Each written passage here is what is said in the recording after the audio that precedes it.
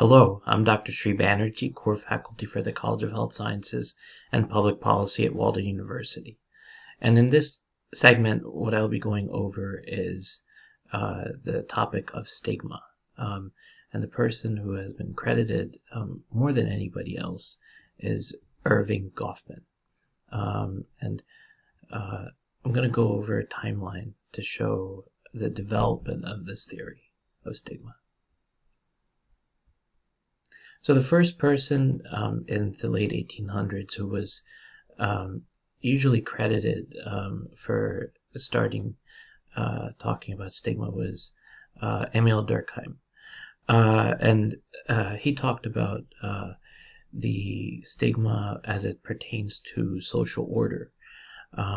Usually you have to talk about order if you want to be relating this to stigma.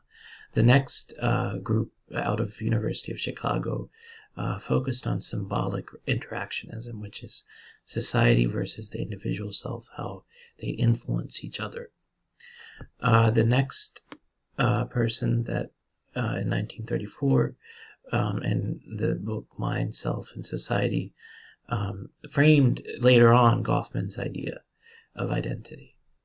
And then in 2006, Dennis Westschool, he talked about this sophisticated framework for understanding the sociology of the body. And what is interesting about the sociology of the body is that I've talked about it before, where female reproductive organs are controlled by the state with forced sterilizations and some of the other practices that have taken place over the years. The final person I want to tell you about is in 2014, Mary Jo Deegan actually conducted an analysis of sex, gender, and feminism. So let's take a look at the stigma process. The first process is society provides us with a range of roles and identities that are considered normal. So any deviance from this normal role and identity automatically provides the impetus for stigma. After this role identity we enact in public, for example, teacher, doctor, nurse, storekeeper, as defined for us by society. So then the self-identity we have in private, when we are not subject to public scrutiny, is who we actually are, our essential self. However, when there's a discrepancy between the essential self and the public identity, so public versus private, then the role identity is unconvincing, and that is cause for stigma, where there's negative labeling. And when there's negative labeling, one thing to understand is it's repeated over time, and once it's repeated over time, stigma occurs. Again, talking about the discrepancy between the virtual self versus the actual self. Goffman actually studied individuals with reputation that was soiled or tarnished, and this even made the perceived stigma a lot worse. Virtual social is the socially legitimate version of selfhood. Social identity is the self-identity individuals imagine themselves to possess in private. So it's a projection of the individual private self. So the three important features of stigma. One is stigma is not inherent to a given individual. Essentialists oftentimes tied together stigma automatically as something that was inherently natural to the person, or inherently tied to the person.